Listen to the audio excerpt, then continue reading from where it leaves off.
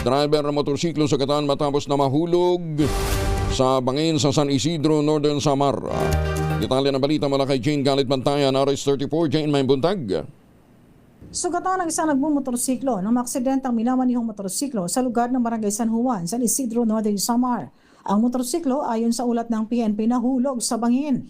Nawalan ito ng kontrol at tuloy-tuloy sa pagkakahulog. Pero ayon sa PNP, na naturang lugar ng San Isidro, hindi naman daw lasing ang nasabing driver itong biktima.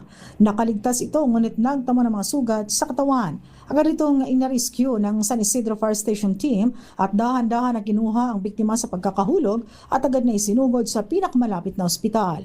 Tuloy-tuloy ang paglilecture sa paalala ng PNP sa mga motorista dito sa lalawigan ng Northern Samar hinggil sa ligtas na pagmamaniho kung saan sunod-sunod na naman mataas ang bilang ng vehicular accident dito sa lalawigan. Mula sa Aksyon Radyo Katarman, RH34 Jane Galit Bantayan ng DCRH. Una sa Pilipinas, una sa Pilipino. Daghang salamat, Jane Galit Bantayan.